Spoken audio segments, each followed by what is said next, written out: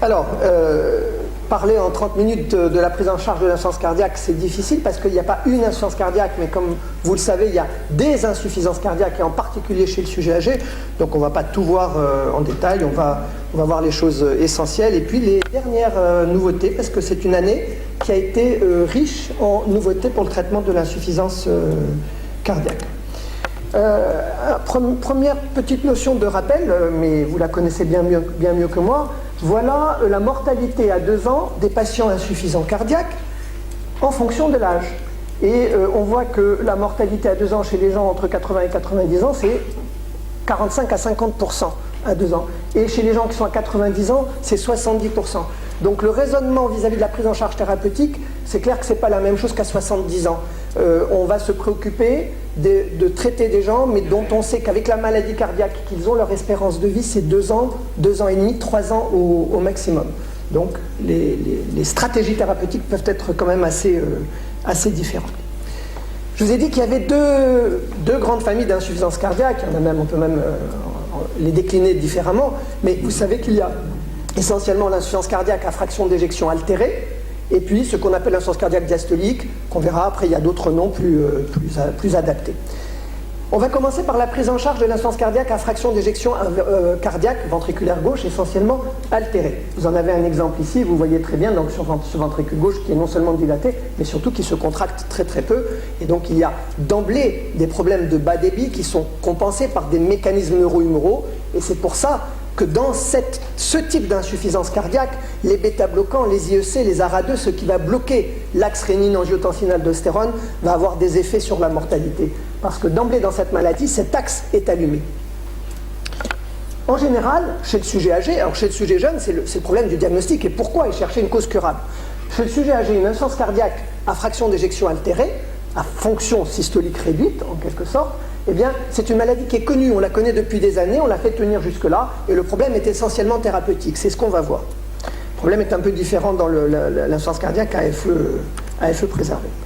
Alors, si on se réfère aux recommandations internationales, essentiellement la société européenne et la société américaine, eh bien, vous avez les recommandations 2012 européennes et 2013 américaines, et il y a 150 pages à peu près, il n'y a pas un paragraphe sur le sujet âgé, ni sur l'insuffisance cardiaque, ni sur ses traitements.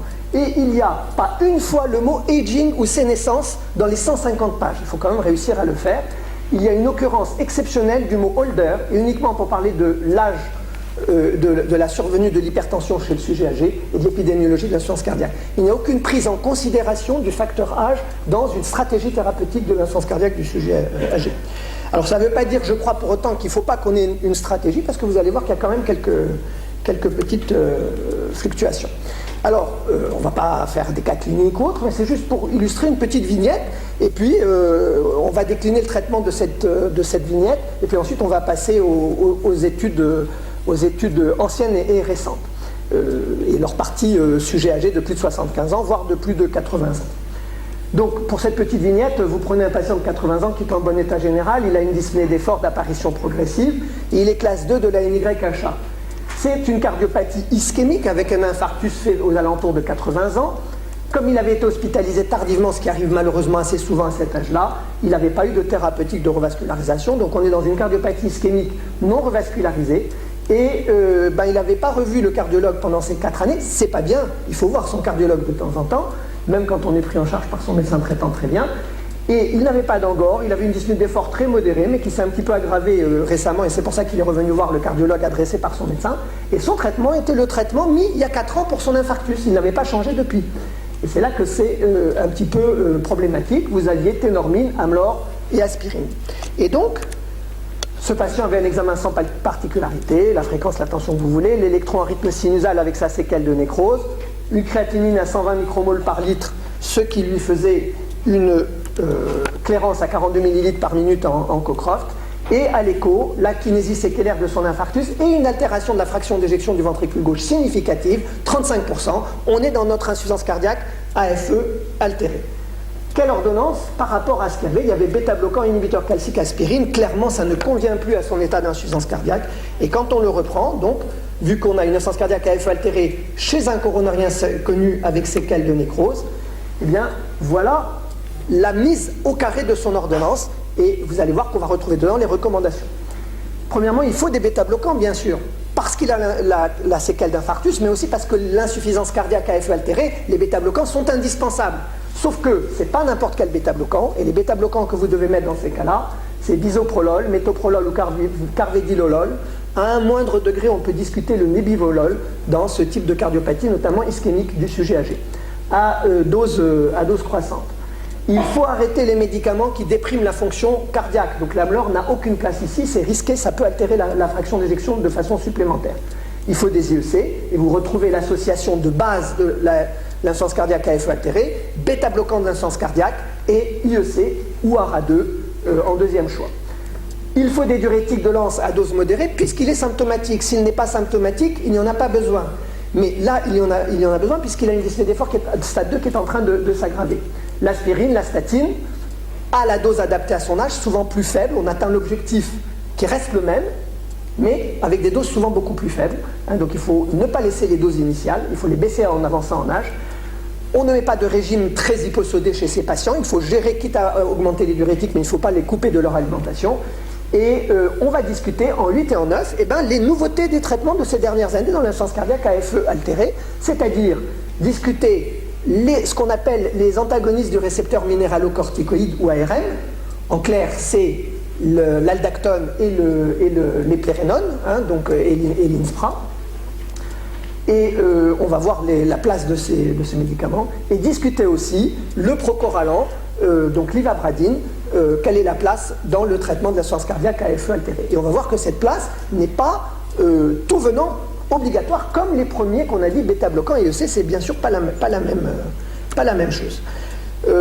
Cette discussion d'éplérénone et d'ibravadine faite, il va falloir surveiller le patient, c'est classique, notamment dans l'insuffisance cardiaque, tout ce qui est tension, tout ce qui est créatinine, tout ce qui est kaliémie, hypotension orthostatique. Et ne perdez pas de vue que même chez un sujet âgé, on peut discuter de mettre en évidence une part réversible de l'insuffisance cardiaque. On va chercher une étiologie quand on n'en a pas, et puis surtout quelque chose de réversible au sein de cette étiologie. Ce patient n'avait jamais eu de coronarographie, s'il est en bon état général, on peut se demander s'il lui reste du muscle viable, et donc faire une recherche de viabilité du myocarde, soit par scintigraphie, soit par IRM, et dans un deuxième temps, s'il reste du myocarde viable dans sa séquelle de nécrose, une coronarographie peut être indiquée, parce que ça lui permettrait de récupérer de la fraction d'éjection VG que d'être revascularisé. On peut aussi discuter, parce que ça fait partie des recommandations, les traitements mécaniques maintenant de l'insuffisance cardiaque à FE altérée, c'est-à-dire le défibrillateur implantable qui empêche la mort subite, la part mort subite illégitime de cette insuffisance cardiaque lorsqu'on sait que cette part est illégitime. C'est des gens qui ont une FE inférieure à 35% ou s'ils ont des troubles du rythme ventriculaire. Le seul problème, c'est que chez les gens âgés, ça n'est pas documenté. Au-delà de 80 ans, le bénéfice de ça n'est pas documenté. Donc le mettre en première intention sans trouble du rythme ventriculaire est discutable passé 80 ans, et avec des troubles du rythme ventriculaire, il faut un avis spécialisé. Par rapport à une insuffisance cardiaque sévère qui résiste au traitement médical, on peut discuter aussi l'implantation d'un pacemaker qui resynchronise les deux ventricules. Donc c'est un pacemaker avec 3 sondes, une oreillette et 2 ventriculaires VD et VG. Cette resynchronisation, c'est pareil, n'a été validée dans des études que dont la moyenne d'âge était aux alentours de 60 ans, et dans l'étude Princeps, le sujet le plus âgé avait 73 ans, la barre extrême. Donc ça reste discutable, et il faut savoir qu'on ne peut discuter cette resynchronisation que si vous avez un rythme sinusal, un QRS très élargi sur un bloc de branche gauche complet, franchement très large, au moins 15 centièmes de seconde, et que ça n'est pas documenté chez le sujet très âgé. Donc voilà le déroulé de ce traitement. Si maintenant on reprend les recommandations, on va voir justement qu'est-ce qu'ont apporté les dernières études, c'est-à-dire celles de l'éplérénol, celles de l'ivabradine, pour les années 2010-2012, au sein de ces recommandations. Eh bien, les recommandations de la Société européenne de cardiologie, vous voyez qu'à partir du moment où on a une insuffisance cardiaque systolique symptomatique, stade 2, 3 ou 4 de la NYHA, on va retrouver IEC et bêta-bloquants obligés. Et s'ils sont encore symptomatiques, à part les diurétiques bien sûr pour le symptôme, il y a une nouvelle classe qui maintenant doit être employée, et si on s'en tient aux recommandations indépendamment de l'âge, c'est les antagonistes du récepteur minéralocorticoïde, c'est-à-dire l'aldactone, l'aspironolactone ou les plérénones. Donc ça, c'est un changement important par rapport à la base, qui est connu de tout le monde. Et vous voyez que ce antagoniste des récepteurs minéralocorticoïdes, il est en classe 1A maintenant, 1A, exactement comme bêta-bloquant IEC. Donc c'est quand même un changement majeur, sans aucune référence à l'âge. En sachant que les études qui ont validé ça, pour les stades très symptomatiques, c'est une étude ancienne qui s'appelait RACE, avec l'aspironolactone, et de façon plus intéressante, récemment, pour les stades 2, donc des gens qui sont encore polysymptomatiques, c'est avec l'étude avec les plérénones, qui est l'étude Emphasis, qui est une étude extrêmement positive et importante dont il faut tenir compte. Alors voilà cette étude Emphasis, c'est donc une insuffisance cardiaque à FE nettement altérée, inférieure à 35%, et concernant des patients qui restent avec une dyspnée d'effort stade 2, malgré le traitement bêta-bloquant, IEC et diurétique. Donc on ne met pas l'ARM en première intention. On le met à condition qu'il reste symptomatique malgré le traitement de base connu de tout le monde maintenant. Ben, s'il reste symptomatique, à ce moment-là, il a un effet très important puisque c'est la nouvelle molécule qui a montré une réduction de mortalité. Si on prend les médicaments qui réduisent la mortalité de cette insuffisance cardiaque qui tue beaucoup, eh bien c'est les bêta-bloquants et les IEC. Et après, il n'y avait plus rien qui montrait son efficacité sur la mort. Ce médicament diminue la mortalité de moins 24%, donc ce n'est pas négligeable. Et vous voyez la réduction de mortalité tout à fait significative et bien sûr la réduction aussi d'hospitalisation pour insuffisance cardiaque. Alors vous allez me dire, oui, mais ça ne concerne pas tous les patients. D'abord, il faut qu'ils restent symptomatiques, mais c'est souvent le cas quand ils sont évolués. Et il faut bien sûr qu'ils n'aient pas une insuffisance rénale sévère ou une hyperkaliémie de fond avec une kaliémie au-dessus de 5 millimoles par litre. Et puis cette étude, est-ce qu'elle concerne les sujets âgés? La moyenne d'âge, c'était 69 ans. Mais l'intérêt de cette étude, c'est qu'il y a un sous-groupe, et ça avait été bien sûr déterminé avant l'étude, il y a une étude en sous-groupe en fonction de l'âge et en fonction de l'insuffisance rénale, avec un groupe de patients de plus de 75 ans qui est très important. Et dans cette étude, si on prend les gens de plus de 75 ans, d'âge moyen 79 ans, qui par ailleurs ont une insuffisance rénale modérée dans ce sous-groupe, il y a un effet qui est exactement superposable. Un bénéfice superposable. Donc ce sont des médicaments qui réduisent la mortalité, y compris chez des gens de 80 ans en gros de moyenne d'âge. Alors bien sûr, 90 ans, on n'est pas encore à avoir des études dans ce domaine. Il y a une réduction de 24%, c'est exactement la même chose, de mortalité cardiovasculaire ou hospitalisation, versus 33%. Et alors, à quel prix? Est-ce qu'il y a des complications plus fréquentes? Eh bien, il y a bien sûr un doublement du risque d'hyperkaliémie, et il y a 2% d'hyperkaliémie sévère risquée, mais c'est le même risque, le même taux de risque que dans la population qui est de moins de 75 ans. Ceci étant, donc, normalement, en théorie, on devrait l'employer systématiquement chez des gens qui restent symptomatiques malgré bêta-bloquants, IEC et diurétiques à dose acceptée. Il faut quand même être très prudent parce que dans la pratique quotidienne, avec RELS, on avait vu que quand on mettait de l'aspironolactone, on avait beaucoup plus de complications que ça n'était dans l'étude. Et donc il faut vraiment, pour passer à la pratique quotidienne de ce médicament, passer 80 ans, je pense qu'il faut vraiment être très prudent à cause du risque d'insuffisance rénale et d'hyperkaliémie.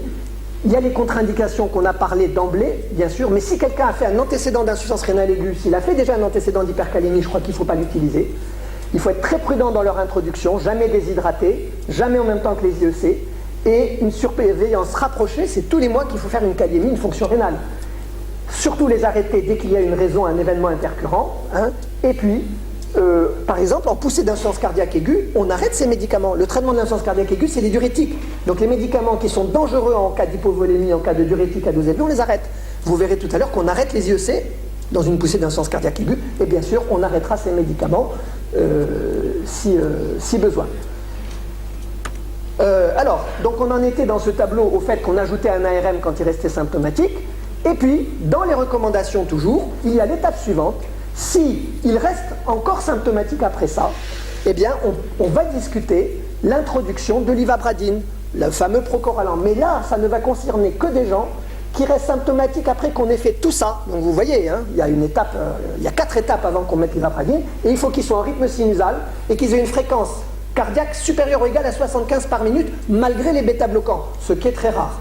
Et en plus, chez les sujets âgés, il y a un risque d'introduction de bradycardie qui est un petit peu plus fort que chez les sujets jeunes. Donc la place de l'ivabradine dans l'insuffisance cardiaque à FE altérée du sujet âgé va être en principe beaucoup plus réduite que celle qu'on vient de voir des ARN pour les nouveautés. Donc on va passer plus vite. L'étude Shift qui avait montré ça, c'était donc une étude qui avait montré une réduction d'un critère qui n'était pas la mortalité, mais qui était mort ou hospitalisation. Là, il y avait une réduction significative, et il y avait une tendance à la réduction de mortalité globale, de moins de 10% de mortalité, quand on mettait l'ivabradine en plus du traitement classique de cette insuffisance cardiaque, et pour autant qu'il soit rapide malgré des bêta-bloquants. Donc la première chose, c'est de mettre les bêta-bloquants, la dose maximale bien tolérée, il ne s'agit pas de mettre à tout prix une dose maximale qui va être mal tolérée, et s'il reste encore rapide, à 75 ou plus, alors il est légitime d'introduire le Procoralan, sauf que chez le sujet âgé, il faut faire attention, parce qu'on va avoir des bradycardies symptomatiques dans un certain pourcentage de cas. C'est un médicament qui ralentit la fréquence cardiaque, c'est son mode d'action. On ne le met qu'en rythme sinusal. Donc je passe sur l'influence de l'âge. Pour ceux que ça intéresse, il y a eu un papier sur spécifiquement le Procoralan chez les gens de plus de 75 ans, avec une efficacité qui est du même ordre, voire même un peu moins efficace, et un peu plus de bradycardie. Et puis, la dernière ligne de ces traitements ne figure pas dans les recommandations, parce que c'est la grande étude clinique en cardiologie de l'année 2014, donc c'était à l'European Society de cette année. C'est l'étude Paradigm Heart Failure, qui vient de sortir dans le New England, et elle a regardé une nouvelle classe thérapeutique, donc c'est quelque chose de nouveau. Et pourquoi c'est une grande étude? C'est parce que c'est de nouveau quelque chose qui va réduire la mortalité. Donc, à prendre en considération. Mais elle n'est pas encore implémentée dans les études. On va voir simplement en quoi ça consiste. Eh bien, c'est un médicament qui a été testé, donc du coup, il faut le tester contre le traitement optimal actuel entre guillemets, au moment où l'étude a commencé, c'était bêta-bloquant plus IEC, plus diurétique. Dans cette étude, il y en avait déjà un certain nombre qui avaient en plus l'ARN, mais pas 100% des gens qui avaient l'ARN. Eh bien, le médicament qui est testé, c'est une association d'antagonistes du récepteur de l'angiotensine, DARA2, c'est quoi? C'est le valsartan, c'est le Tareg, etc. Et ce valsartan est associé à un inhibiteur de la néprélysine, et ce nom barbare, c'est tout simplement quelque chose qui inhibe une endopeptidase neutre, une enzyme qui dégrade les facteurs natriurétiques. Donc, comme ce médicament inhibe ce qui dégrade les facteurs natriurétiques, on augmente les facteurs natriurétiques. Donc c'est quelque chose qui va améliorer notre système neuro-humoral dans l'insuffisance cardiaque. Et donc ce médicament, qui est la somme, en réalité c'est une association fixe de deux médicaments, les deux dans l'axe système rénine-angiotensine-aldostérone, réduit la mortalité de 20% chez des gens qui avaient tous bêta-bloquants plus IEC quand même, et une bonne partie d'entre eux des ARM. La mortalité est réduite de 20% et mort cardiovasculaire hospitalisation de 20%. Donc c'est quelque chose d'important. Est-ce que ça concerne les gens âgés? Eh bien alors on peut répondre à moitié, c'est-à-dire qu'encore une fois, il y a une étude en sous-groupe et qu'encore une fois, c'est pas mis à 80 ans mais c'est mis à 75 ans. Je pense qu'il faudrait vraiment essayer de faire changer ça dans les études maintenant. Et on voit qu'il n'y a pas d'effet âge, donc c'est quelque chose qui peut-être s'appliquera aux gens âgés.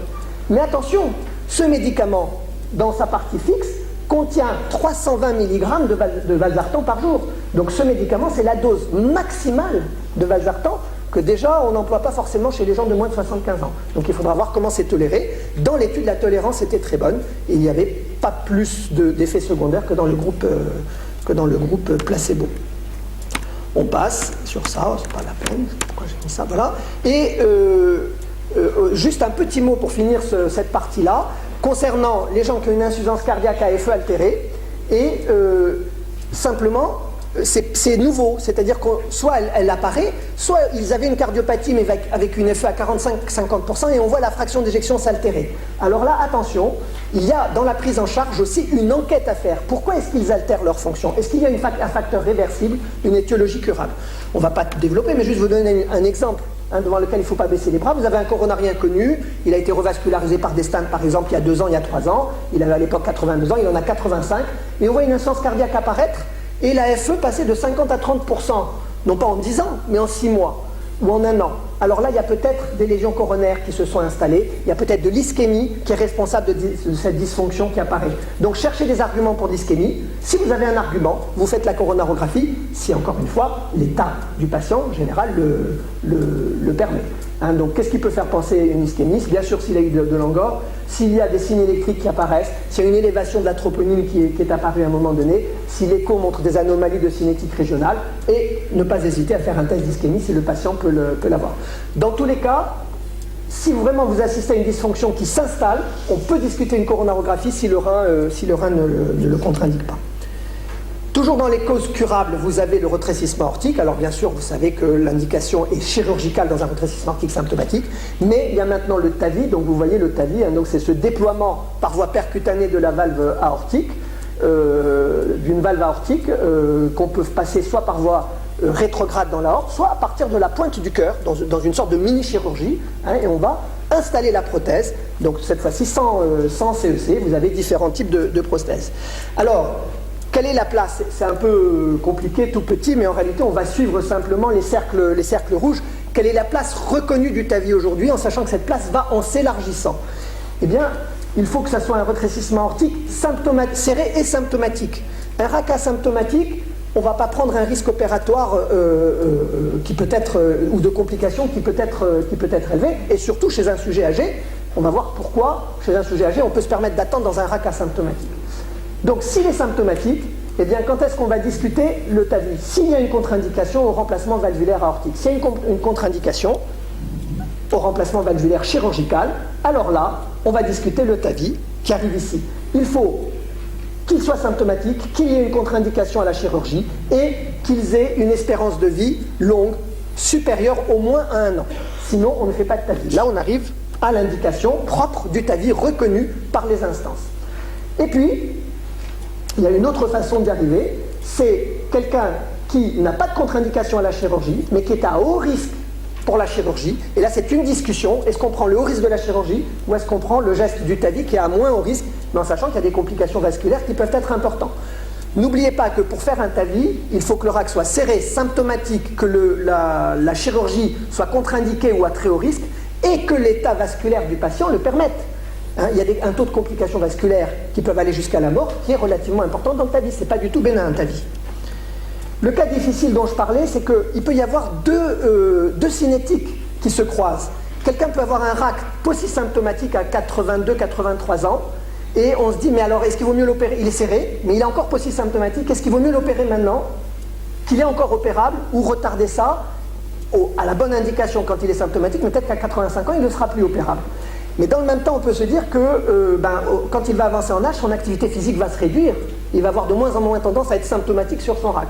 Donc il y a deux courbes temporelles qu'il faut savoir analyser pour porter l'indication. Souvent, 85-86 ans, même si le RAC est serré, qu'il a une dyspnée des formes modérées, c'est pas dit qu'il soit utile d'y aller s'il commence déjà à ne plus marcher, à ne plus sortir de chez lui.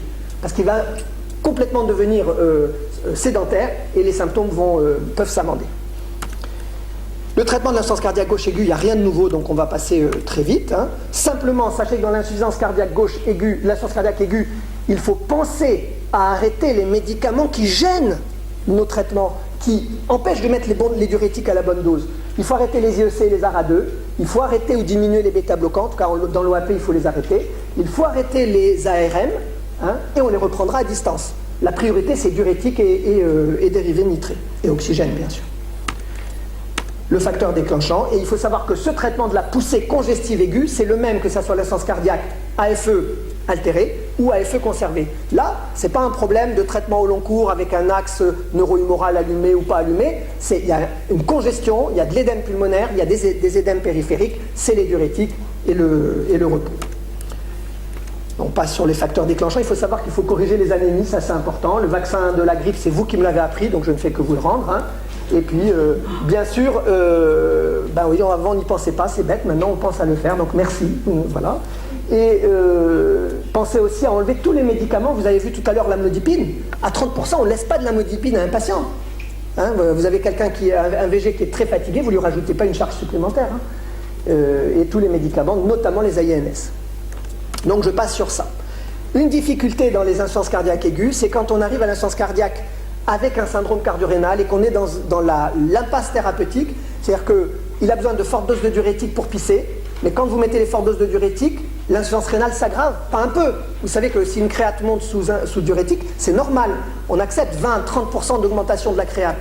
Mais si l'insuffisance rénale aiguë s'installe, on est très embêté.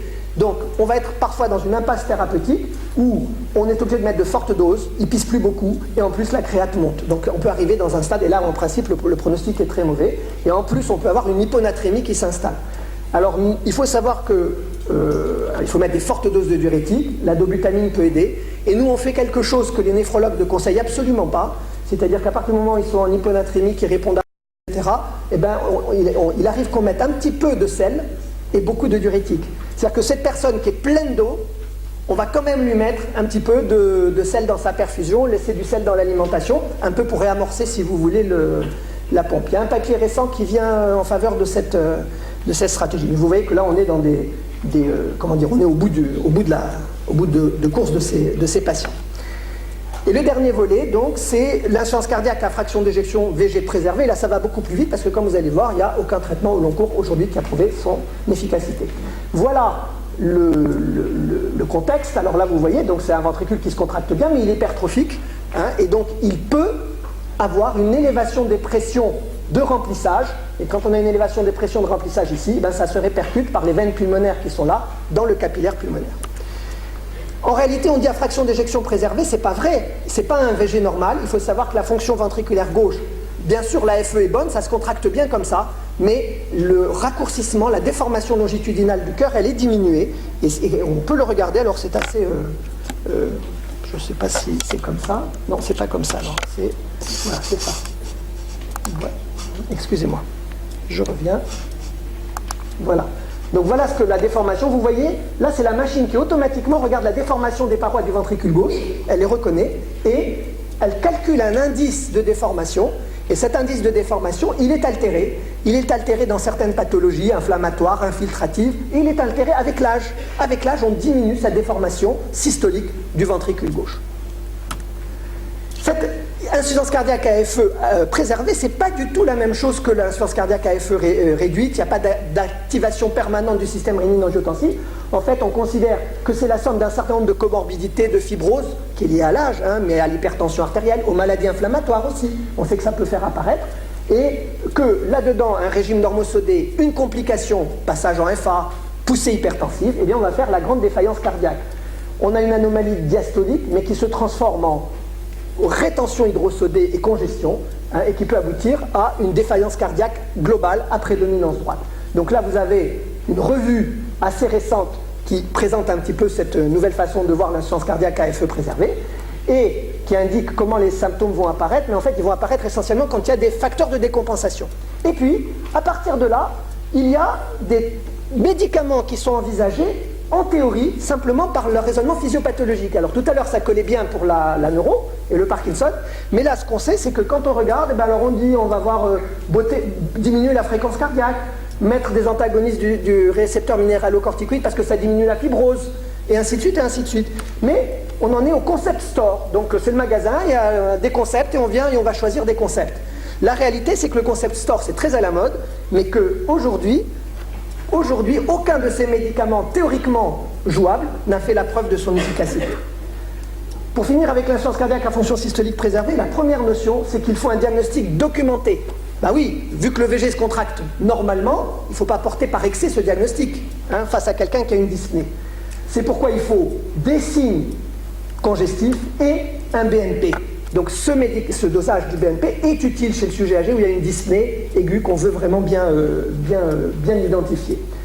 Il faut que la FE soit subnormale au repos, et il y a souvent des signes en faveur à l'échographie. Ces signes en faveur, c'est l'hypertrophie, la dilatation de l'oreillette gauche, l'élévation des pressions de remplissage du ventricule gauche et en amont de l'artère pulmonaire. On passe. Pour finir, le traitement au long cours de l'insuffisance cardiaque à FE préservée, eh bien il est mal établi. On a étudié les IEC au long cours, échec. Ça ne joue absolument pas sur la mortalité. Ni les ARA2, ni les bêta-bloquants, ni les aldactones et plérénones ne réduisent la mortalité de cette maladie. Il n'y a que la prise en charge des facteurs déclenchants de poussée qui peut réduire l'occurrence des défaillances dans cette maladie.